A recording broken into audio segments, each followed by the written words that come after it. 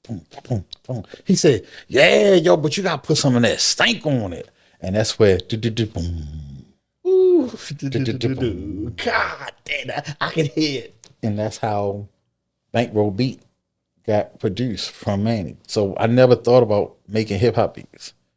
Just him Shout coming out to down. man. Give Manny a round of applause. Yeah. Ladies. Give Manny a round of Crash. applause. And I remember Manny used to be at Paradise Time. He'd be like, shorty. We did it. We recorded that too. Facts. So now you make the Bankrolls beat. And now take me through the moment when Tim Trees heard it and he decided to record on it. So Trees came down and he was rapping. So he had a rap to it, but Trees didn't know what 16 bars was. Gotcha. So he in the studio rapping. So we just kept doing takes. His vocals was good, but it didn't make sense. So I think whatever I was doing, the mic was still on. And he was in the booth. And he just like, something. Rose, think you're getting half of my dough. You ain't dough. So you can't. I said, yo, say that again. He said, what, G, what, yo, You what? sound like Tim Trees. You know what I mean? So I said, say that part again. He said, what, Bankroll? You think you're getting? I said, that's the hook. Bankrolls, you think you're getting half of my dough? You can't, though. But I got a band 600. You can't, bro. But that was Can a I pay verse. Your bills? Hell no. But that was a verse. That was in his verse. Wow. So I took it and I said, yo, that's the hook. He said, no, G, this all for the song I wrote. I said, no, that's the hook, yo. He said, yo, this shit sounds stupid as shit. I Can said, I yo, pay your bills? Hell no. we put it in there. So I said, yo, just rap. But he didn't know what 16 bars was. So Trees would just rap. And I say, stop. So if you ever paid any attention, listen to the verses, chopped off. And then I had to add the little sample to transition into Bankroll. Because he didn't know what 16 bars was. And then when I say stop, he said, yo, let me get it out. But he not understanding what I was doing. I was making a song out of it. So once we finished it, and it is what it is, Trees didn't like Bankroll. And it's crazy. I've heard so many artists say their biggest hit, they hated when they first heard it. Biggie, rest in peace, said he hated Juicy. He like, Juicy, this song is phony, it ain't street. Yeah. And then it becomes his biggest, same thing with Bankrolls. Trees, like, we don't love them. Which is the flip side. Yeah. Which is Wayne Jones get boned number 5, number 6, so don't hit the fucking dip phone. And I didn't like it. And I didn't like We Don't Love Him.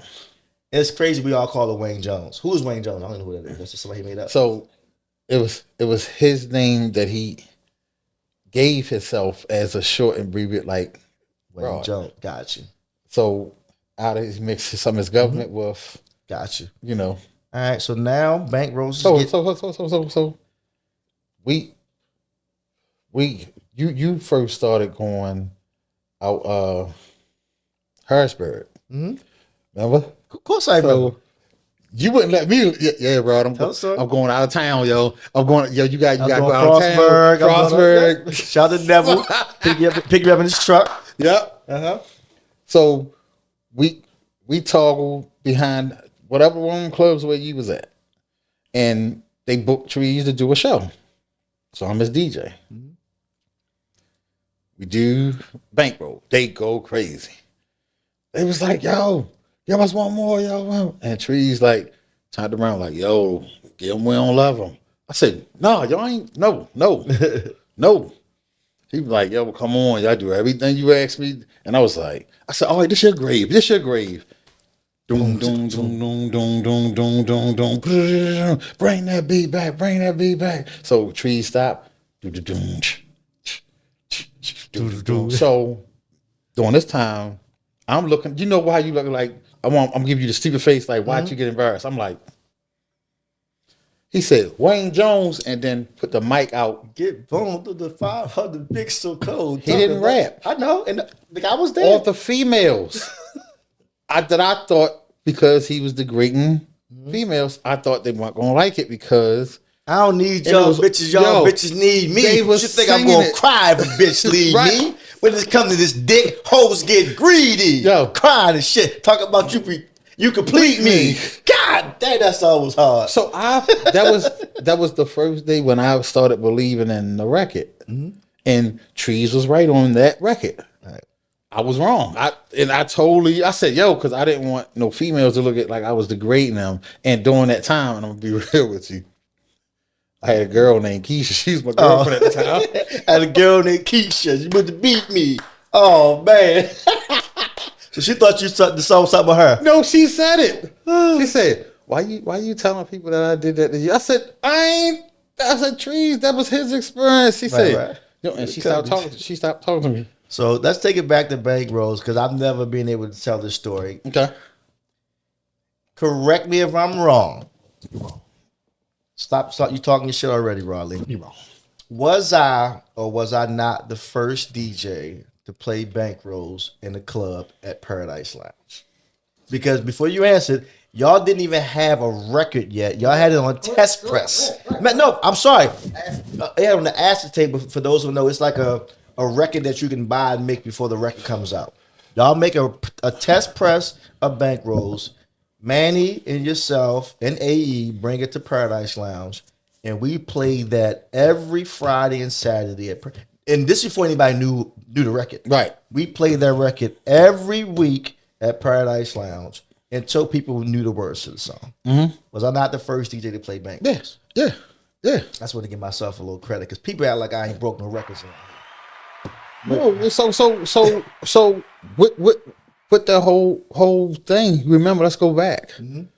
Remember, people wouldn't play the verse. They wouldn't. They would just play the hook and no, they get out of the beat. They would just play the beat, right? And mix it with acapellas. And we went. Yeah, it was a crazy. Then when the record was hot with the consumers, the DJ still wasn't playing the record. So we started going to the clubs, pressing niggas out on the DJs. Like, play the verse. Yep. Quicksilva play it. Why can't you play? Yep. But now this is a question I never got a chance to ask you. So now I remember like it was yesterday. It's 2002 because I'm at X1057 at the time. And now Bankrolls is officially a banger. It's a banger. We done broke it in the clubs. We broke it at Hammer Jacks on Sundays. Probably like it's a known record in the city right now. And now I'm playing it on the radio. So now hold up. We both. We both. Remember I'm texting you. Right. We was both on 5 o'clock ride. You on 92Q. Yeah. I'm on right. X1057. Right. So we both playing Bankrolls, and Bankrolls is a hit. Mm-hmm. So now a tour comes to town, and I want to say it was either Scream Tour or something, but whoever tour it was, Kevin Summer Jam. Summer Jam. Mm-hmm. Kevin Lyles is there. Mm-hmm. And of course, Tim Trees is I'm putting my air quotes up, the opening act. Not knowing that he's about to outshine every artist. Because they don't know the impact at that moment that Bankroll has. Right. So I remember we telling Kevin, like, I'm telling you, Tim Trees go on. And once again, I understand Kevin Lyles' mentality. Because think how many people say to him, that's the big rapper. That's it. So as a Kevin Lyles, and at this point, I'm Def Jam. I got Jay-Z, DMX. Mm-hmm. You telling me he's the next big thing. Not that I don't believe it. It's just like, I'm working DMX and Jay-Z right now. Right. I don't want to hear this shit. Right. So Tim Trees comes out as an opening act at the Baltimore Summer Jam. Well, I think it was called Winterfest. So it was called something. Whatever it was Summer Jam. So it was Summer Jam because Dion, we on Kenwood. Mm-hmm. We all got our stickers. Mm-hmm. Whatever. So we telling everybody, we ready to kill Summer Jam. Dion called me. He said, bro, if you guys not down here in 5 minutes, you guys not going to go on. Mm-hmm. So we on Kenwood and Monument. Outside drinking. So we hit every light on Orleans Street just to get down there. So imagine getting down there. We never been on this side of the Civic Center during that time. Mm-hmm. So imagine going there, they get in the parking lot, and down they rushing you upstairs and putting you behind some turntables and a mixer you've never seen before. Mm-hmm. They said, So the guy, The engineer, the sound guy. guy, you ready to go in 2 minutes? So I'm looking. I don't know what I'm doing. I said, how do you work the mixer? So we already rehearsed what we was going to do. Came out the Busta Rhymes. Busta, what is the beat? So Manny was the hype man. I remember all this. So, but it didn't go no way how we rehearsed it. Because of trees. That's one thing about him. He will not follow no goddamn directions. So I'm looking at the mixer. I'm shaking because it was sold out. Bow Wow, 15,000 people. Yes. I remember. When I'm looking at the mixer, he said, come on, you ready? So I'm looking at him and then Nikki. Introduce them on. They screaming. So in my mind, I gotta make this. Yo, I'm looking. And we did the DJ Cool. If you're ready and you know, clap your hands. Hold up. Boom, boom, boom, boom. Oh, I can see it. I can see it.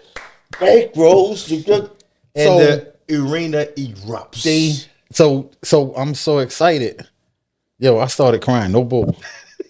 I'm looking at the mixer. I couldn't even see the mixer because that rumble up under your feet of all that. I always wish that I went to the Civic Center and seen the Def Jam tour in Public Enemy. When Terminator X, and then Terminator X, and then it was. I was in the crowd. I said, I want to be up there one day. So that sparked and it triggered that right there. So I'm looking at the mixer. I'm still ain't looking at trees. Manny is on the front. People thought Tim Trees was Manny because he had the front. Rapping. Trees looking at me saying bankroll. He looking at me singing bankroll. I said, turn around. Manny had to grab him and move him to the front. That day, you couldn't make. I was done. So now this is the story I heard. So and I need you to clear this up because this is the hearsay. So now, Bankrolls comes on at the arena. 15,000 people rapping word for word. We hear that the next day, Kevin Lyles called you or somebody saying, "Yo, I had no idea this record was this big. I want to sign him," and y'all didn't sign. Is there any truth to that? So did you ever get that call from Kevin saying he wanted to sign y'all? This is all something people made up over the years and rumor. Yeah.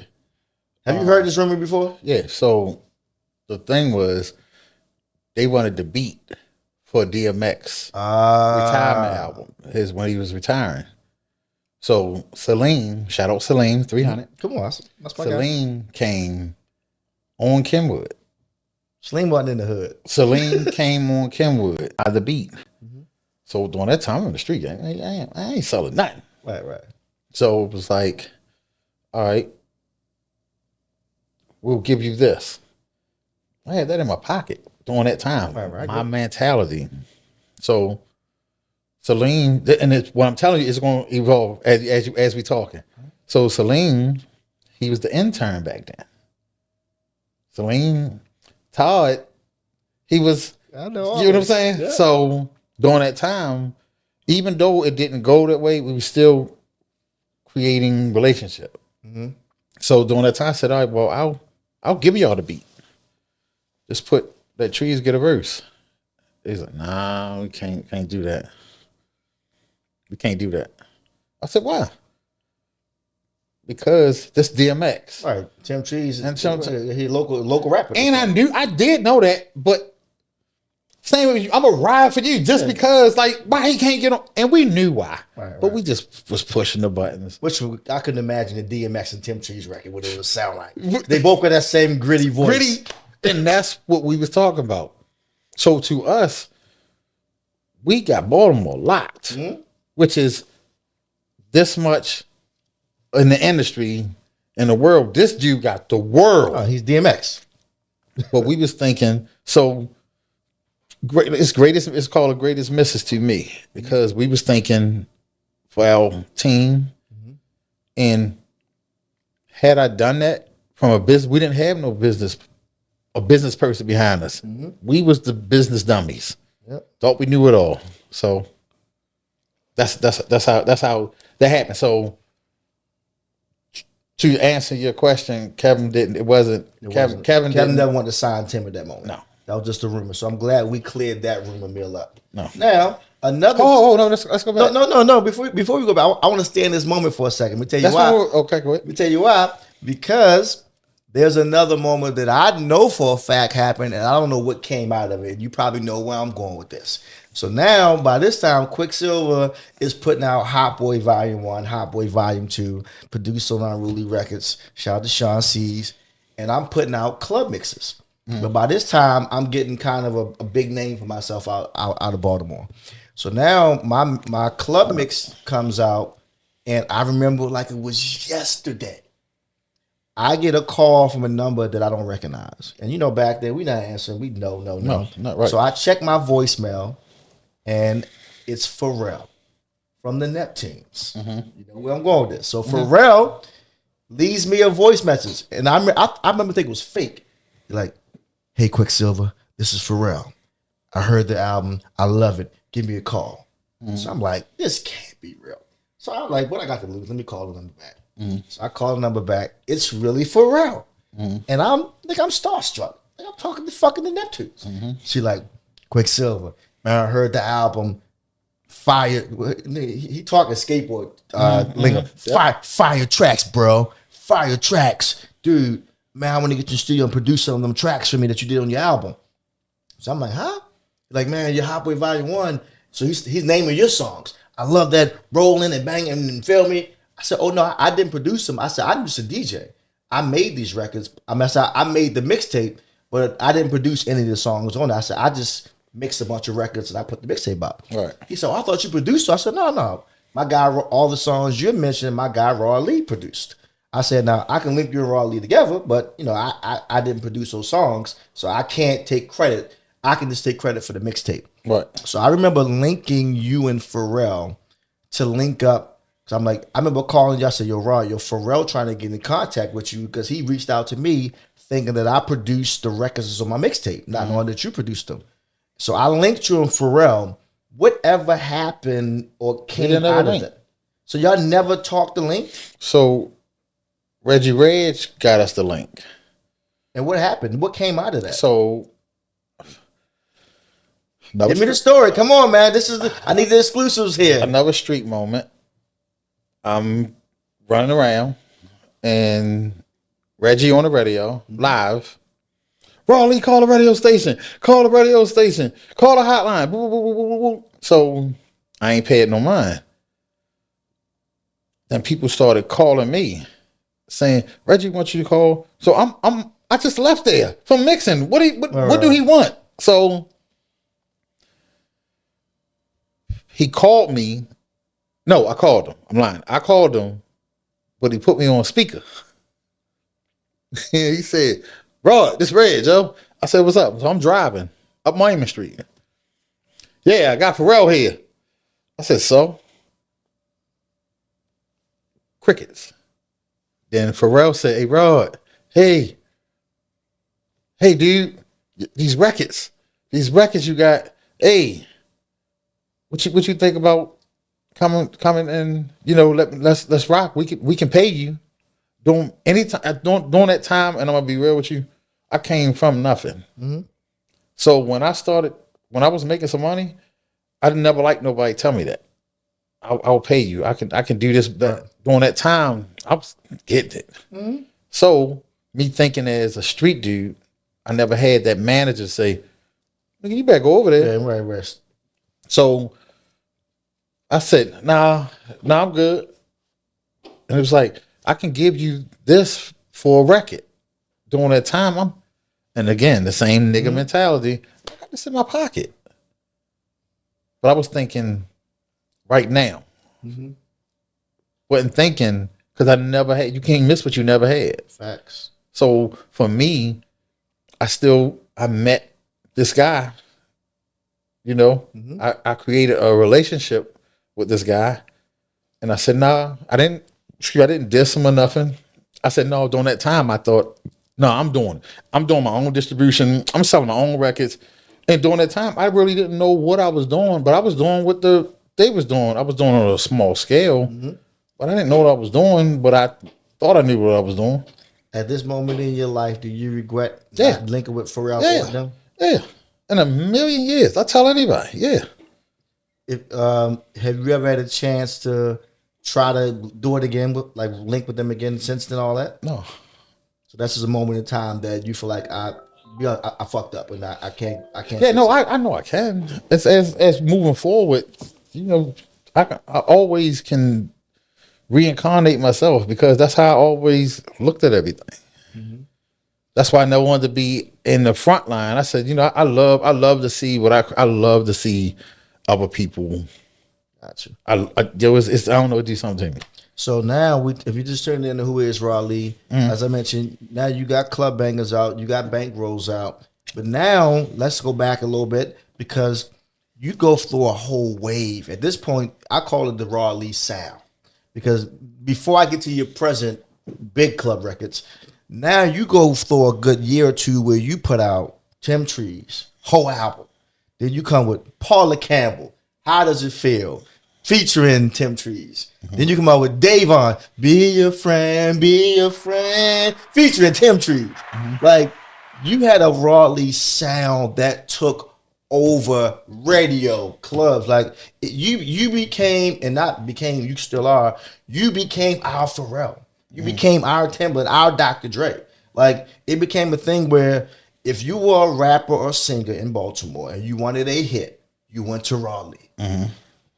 At what point, when you were creating the Paula Campbell records and the Tim Trees and the Davon records, did you ever look? Did you ever look to like take those records and get like some big mass deal with any major label or anything like that? So everybody had deals. So Paula Campbell, I remember she Paula signed with Campbell, Sony, I think. see, Paula Or it Campbell was had a Sony or something, 'cause deal. I can't remember. It was one of them. Put it this way, every artist, I've never had an artist. So all the artists you produced for never was signed. To Never was Raleigh. signed to me.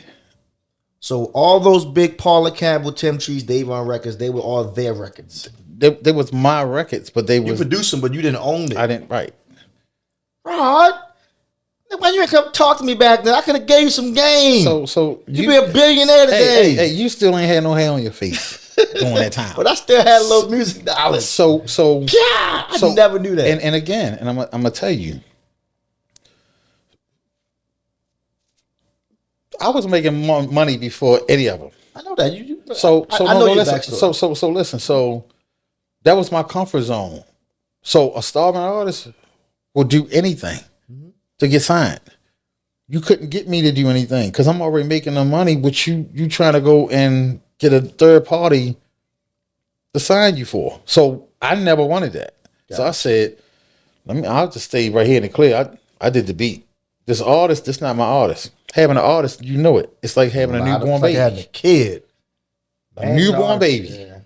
You gotta take care of him. You gotta do this. You gotta listen to the problems. And during that time, I was doing it, but didn't know I was doing it. Mm-hmm. So when we would go up to Universal, shout out Avery Littman, Monty. These are my guys. Just before Nelly, just before Baby and them, any of that. They for Davon. They wanted to take Davon. So during that time, if the Universal snippet came out, whatever was number one, that's the record that they put the money behind. Gotcha. So during this time, Davon wanted to sue Universal for linking the song. In his mind, yo, we can start a bidding war.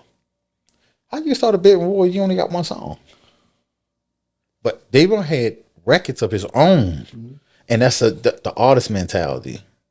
They'll use whatever to get him in the door. They're thinking, well, I'm going to pay him this other stuff. Oh, this Raw Lee track. I got this other stuff. And that's what the mentality with everybody. So I seen it. So I said, you know what? Avery Littman told me this, gave me his card. He said, give it back. Gave me his personal phone number. He said, dude, don't get discouraged. He said, this happens all the time. He said, Wow, man. producers like yourself come in here, they got their chest stuck out with artists, and the artists get up here, and the artists go, why? Because the artist's not signed. Facts. So that's why nothing never went. Because I say, all right, well, as the artist, you hurt. I'm going to go home and finish jumping. So my theory was, anybody know? So what came? This the face. Hey, anybody know me? I've never changed. Never changed. It's 1,500 independently. Was 15,000 if it goes somewhere. Never changed. Never changed. Nothing. Never. Prices. That was the price, and it's been that way to this day. So I still get a raw lead beat for 1,500 today. Independently, and you got 2 years to do something with it, and it go back to me. Man, Rod, man, you should be getting $1 billion a beat. So Man. I'm going to put you down with something. I always get my 15,000. I never got 1,500. Why? Because I always put that vinyl out. Smart. So I never had. You're not as dumb as they think you are. I'm joking. You never had to. I never had to. So the artists chased the CDs. They so busy chasing the CDs. I said, all right, well, I'm gonna just put this little record. I'm gonna just put the little single. They said, yeah, you go and do that, yo. And that motherfucker sell like shit. Did you see? So I never had to pay it no mind. Right. So I get to Bernie, 2,000, 3,000. I'm on. Boom. Boom. That's quiet. That's tough. So the artist still thinking, I'm making all the money off the CDs, bro. He don't want nothing. I ain't want nothing off the CDs. You go to push them. I get my 15. Smart man. Just tuning in. We talking to who is DJ Rod Lee.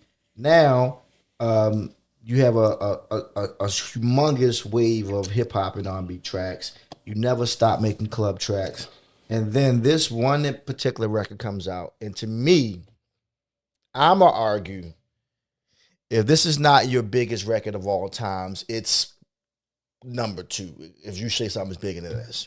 You come out with the record that we all know. And I say we, not Baltimore, the world. I play this record every city, state, and country I DJ in. And I'm going to dance my pain away. I got problems. Dance my pain away. Whoa, whoa, whoa. Take me through the moment and what made you make Dance My Pain Away. So I had the store on Miami Street. And it was Christmas time. And I had the studio in the back. Nelly Nell, he in the back sitting on the couch, but Nelly and Rod is putting records together for his mixtape. Gotcha. Boom. So Nelly would come down, buy the whole wall. This enough. He said, "Nah, yo, here," because he said, "Yo, you let me come into your home." But I was back there talking with the music. So Rod is up front running the store. And this is a true story, yo. So I'm in the back, and it was during Christmas time, and I got a phone call from my mother.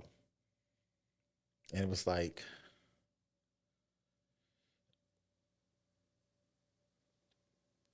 are you coming home, or when you?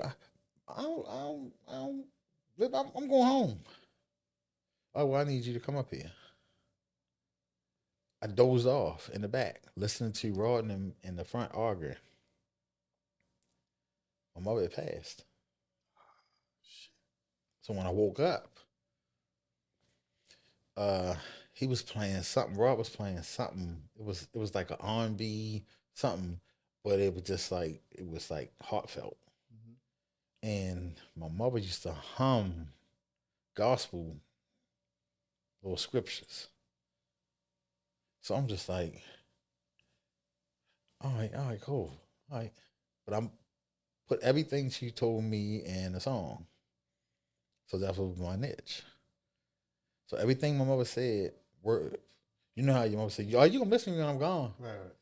That was me. So everything you hear in Dance or Paint Away, my mother always had a problem with Bill it. collectors. Bill collectors. You know what I'm saying? Can't get the A to B, doctor bills. Everything is true. It's from what I watched my mother go through. So I just put it together. Now my mother was in the band with my father. Mm-hmm. My father was Panama band. So I always been around music since I was in Pampers. Mm-hmm. So my mother always, even though we had to move, eviction, whatever, my mother always had fun. She always danced. She's always the center of attention. So we can be get evicted the next day. My mother be dancing and singing. So that's why I came up with Dance My Pain Away. So Dance My Pain Away is tribute almost to your mom. Everything. All majority anything. Think about it. What I said. My mother always had 45s. I listened to everything. Mm-hmm. All the old school tracks you heard me make came from her playing the records. Would you argue that that's your biggest record, club wise? Yeah. Yeah. I would say that's the record that I feel like the world knew you for first, and then I would say Feel Me, because I seen how many rappers try to remake Feel Me to this day. Mm-hmm. So I would say Dance My Pain Away. So and it's just crazy because I never wanted that part. The What artist part? part. Artist The part. artist. Me and my brother, we on Kim with him, Miami. He said, "Yo, you're an artist." I say, "No artist, yo." Definitely an He artist. said, "Yo, you're an artist, yo." I ain't no fucking. I'm a producer, yo. Same way Pharrell's a producer, but he's an artist. But I didn't want artists mean go on the stage and go jump around on But you stage. performed on stage. I've seen listen, you. listen, my brother, shout out Bug, Panama Band. Mm-hmm. Yes, we argued about that. We argued about that, and he got this thing where he joked me, yo, and it just threw me. I said, I'm gonna show him. And I did it. But then when I did it, so all right, now when you did it, now everybody on it, but I wanted an artist to do what I was doing. I didn't want to do it. I like to see, you know, same way with Paula. When Paula first came out, I don't know who told her, Paula Campbell signing autographs on the side of the stage, and everybody ran while Cisco was great, come on, and everybody went over there for Paula. Paula did this. I let her go. You know, I just lay back. I just love to see stuff created, and a lot of people tell me, "Yo, you need to get out there more. You need to get out there more." But it is what it is. I mean, I'm gonna argue Raw Lee is, if not the GOAT, I mean, Don't say artist, yo. not artist. I'm just All right, there you go. producer There you wise, go. like All right. Baltimore Rock Club with me. producer Rock with me a wise. little bit. I'm rocking with you, Rock Raw with me, Lee. yo. Like you've put out some of the biggest anthems that the world knows, and like if no one's told you, like I just want to commend you and give you flowers, man, because to see you, to know you as DJ Raw Lee from East Baltimore, where I'm from, and that's how we met as DJ Raw Lee. To watching you put out your first club record, to watching you put out bankrolls and being a part of that whole movement, to watching the evolution of Raw Lee, like you've done what most producers in Baltimore hope to do one day. You've done 10 times, if not that. Yeah. Now, at this point in your life, after producing some of, if not the biggest club and hip hop records that ever come out of Baltimore, what is still fueling you now to still make more music? Because it's like, I ain't done yet. That was a club song. Yeah, facts. And I ain't done yet is a subliminal message because I can do it again. You can. I can do it again. I can do it again. You feel like you could ever make another bankrolls? Yeah. Why haven't you yet? I got them. But I ain't heard it. I know. What the fuck you waiting for? Hey, that's to make me who I am. Put that out, make this money. Hey, so again, you have to find the artist. You can't Can't just give it out. Right. Because imagine if anybody can come and get a beat from me and can do it. Mm-hmm. But don't do it the way the formula. You know I can call you. You know when I call you and I call you about a record, I don't flood you with no Right, of course. bunch of music. But if I give you a record, you know I got you. Right. Because the relationship, and I know you ain't called me on the on the bullshit. ball. Right. Right. You can't do that nowadays. Gotcha. Question for you: With you making bankrolls, and this is something I never knew. And as we see, bankrolls is over 25 years old, and it's been remade. Take Cobain to make bankrolls. I mean, you name it. Like, do you get paid off for every time someone remakes bankrolls? So they have to call you before they remake it, and then Take Cobain, he took the beat 1st, and that's how I found out. So Kelson called me. Gotcha. And said, "You need to listen to this," and I got mad. So we went and beat him on record mode. So we were gonna beat his little ass up for real. But Kelson, I think y'all need to work together. Kelson, shout out Kelson. Money. He said, "I think y'all need to." So we looked at it different because we was on some other shit. And when we called him, well, I didn't get in touch with him. I think it was Manny or somebody got in touch with him, and the record that the way he had it, it wasn't in song mode. It was in mixtape mode. Boy, the one that was seeing. I got no dumb meter. That was there, but the hook wasn't. Gotcha. And during that time, my guy Pop, we was sitting there, and Pop was facilitating a bunch of. He was handling all my day-to-day meetings and stuff like that. So Pop facilitated and finessed the situation to the point where as though it's mutual ground. Because I wanted to slap his brains out because during that time, my mentality, don't touch nothing of mine. That's my guy too. No, I'm saying? When we young, I grab your toy, you're gonna grab it and try busting my head with it. That was that territorial thing. And I was just like, why everybody keep touching my shit? So Pop facility, he said, yo, this might be a good look for us. And I seen it and I understood it now. Same way I said. There's a whole generation of people thinking that's his record, not Tim's. Right. So once it came to fruition, he came over the house. I met him. Funny ass dude. He's another character, yo. He is. He's another character where it's though. Shout take Cobain. Yo, he's talented as shit. So I'm just like, I said maybe all the talent motherfuckers are crazy. I think we just crazy. You got a chromosome or something off. Something. But to watch him record, we gelled that fast. That's dope. I'm glad that worked. That fast out of other records. So when the record came, we made the record, we did it, but it didn't happen. It didn't go well. It didn't go right. Gotcha. Business. Shout out Tony Austin. Tony came in and it was the funniest thing. That's a whole nother story. That's Baltimore's. That's a whole nother story. That's my guy. But just the record itself. Putting the record and the record got out. I had other people sitting there helping me outside of Raleigh. The sound, I had help, like basically hold my hand because a lot of stuff I don't know. Right, but I'm gonna ask you because since you put it out there, what happened with the Tony Austin? What happened with why the record go left or right? No, the record worked because Tony came in and made it make sense. So Tony elbowing me, shut up, Rob, be quiet, Joe. And Tony, before you know it, boom, I got 4 points on the album. I got 4 singles on it, whatever. He knows music business. So it was a funny part, and this no bullshit. Motherfucker, he's saying, all right, Rod, yeah, everything, no, Captain Lyles called me, all right, Rod, so this is what you want? I said, yeah. He said, what's your email?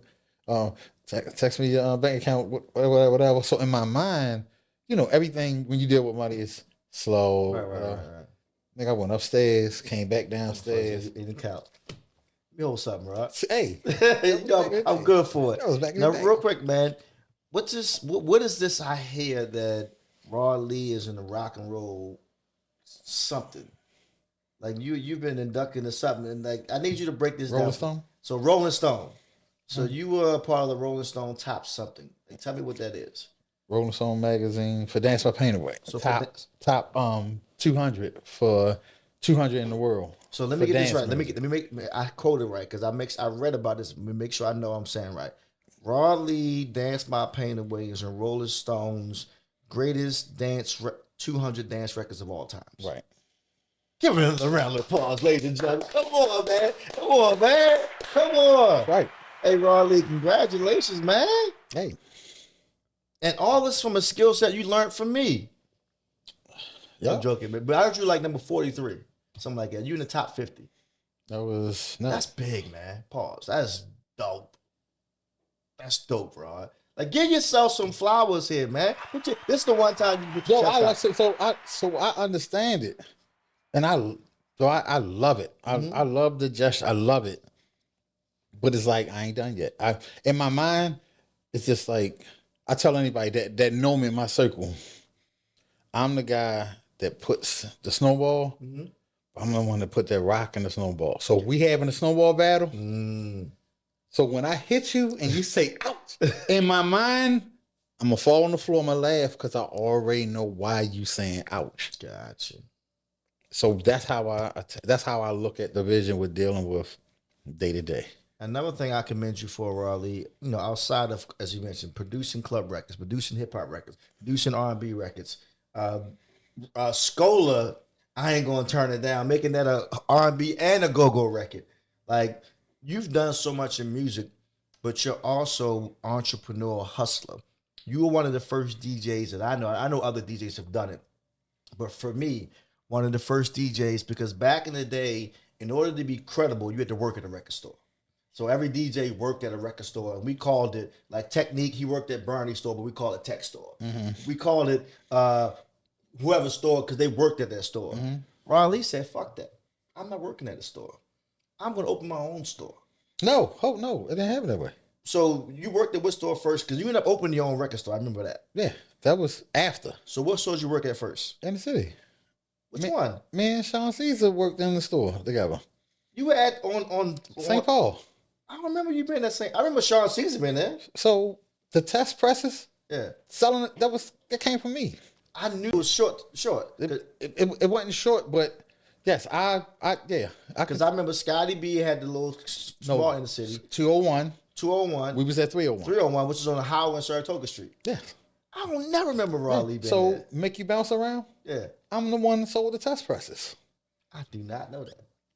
DJ, shout out to DJ Troy. DJ Troy was the first DJ that came and brought two. So when you start looking at the records, real DJs buy two. We didn't put it on there for that. We put it on there to hustle to sell the test press. So because if you could sell the test presses, it pays for the records. Give me another round of applause for Raw Lee, Raw Lee, man. That's a good shot, man. You gotta take a shot for Raw Lee, man. This is my guy. As we talking to Raw Lee, man, once again, you've done a lot, man. You've done a lot. You mean a lot to the city. You are definitely living legend because you earned the name living legend. And the reason why I came up with this Who Is podcast is to let people tell their story, but more so give them their flowers. Raw Lee has been very influential in my life, in my career. One of the first records that I battled on was a record I stole from him that I never gave the record back. Your Peter Piper. Just give it back. I was known for my Peter Piper batsman. You got it, yo. That record is long gone. You gave me a record 35 years ago, Raw. It's gone. But listen, it's gone. But it's gone. But to tell them, they was Mitch Beck records. It was a 12-inch in a album. It was an album. Yeah. And he ID both of them. I asked him to borrow these two records, and I never gave them back. And I would practice in my basement. You all know how to start. Re-go. Bad, mini, bad. So anybody who's ever come to the 1642 house on Shady Side Road back in the day, when I had my speaker in the window scratching Peter Piper, just know you owe Raleigh all of that because I borrowed those records from Raleigh and I'm never giving them back. And we would since. go, but think about it. We would go at it. Yeah. And didn't have no purpose just because. And I would see, and it's some real. I'm going to give you your flowers. You're scratching. When I seen you start scratching and the way you were scratching, you was on point. I said, "Oh, he get it. He understand it." So with that being said, this is the first time he admitted that we used to battle each other and I used to bust. No, I ain't say. I used to beat you. No, you didn't. Pause. Come on, bro. I said I said I let you.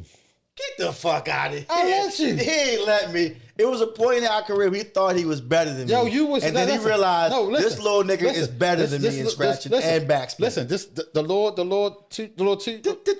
yeah, I remember the scratch. Hold on, couldn't do it. Hey, I can do it now though. I got you. I can do it now. This is a two-parter. Well, you know what? Because you're DJ Raleigh and you're producer Raleigh, I love to always ask this question. So I'm gonna ask the producer side first. I love to ask people their Mount Rushmore. So I'm gonna ask, if I had to ask DJ Rod Lee his Mount Rushmore of Baltimore club producers, who would it be? Who's the top 4? You only get 4 slots. And if you don't mention somebody, they're going to be mad at you and they're going to text you when this interview drops. They ain't going to text me. Who is the top 4 Baltimore club music producers of all times? Go. Number 1 is Boo. Boo Man. Number 2 is Griff. You can kind of put them together. They do kids. No, but gotcha. But it's different for me because all right. So Boo Man 1, KW Griff 2 for you. 2. DJ Patrick. Patrick 3. DJ Patrick is 3, right? Mm-hmm. Who's your 4? My 4th? Andy. Who the fuck is Andy? Who the fuck is Andy? I don't know Andy. You trying to be funny. Scott Rice. Scotty B? Yes. You give it to Scotty, give it to me. No, hold the fuck up though. You not gonna put yourself in the Mount Rushmore? No, I don't need to. Listen what I just said. Didn't I say I love to see other people with the process? If you don't pay no mind, Scotty B showed me how to EQ. Mm-hmm. Scotty, that's one of my guys. No, my records. Mm-hmm. So it wouldn't be no Dance My Pain Away if it wasn't for him. Got you. He mixed Mama Say Bullshit. Mm-hmm. Think you say. And I watched him mix it in the red, bleeding. And he gave me the dat. Oh, yo. You know how he is. Mm-hmm. Oh, yo, get the fuck out, yo. All right, you all. Yeah. But I took this home and I didn't want to send it off. So that's why you give it to Scotty. Then you said Patrick. Why Patrick and your Mount Rushmore producers? You know, I started recording with Patrick first. I didn't. With anybody. Did not know that. We did this song called Who Got DJ Patrick. He had a record store down on Howard Street. He played it. And then Andy played in a small room at Hammerjacks. Yeah. So Patrick is like the Wolverine of the club industry. He's by himself. But he know what he don't know. He know what he don't know. But I learned from him, Scotty, Sean. I learned from all these, and that's what made me who I just took pieces from everybody. I said, damn. When I first seen Boo Man on the ASR, I watched some Trump.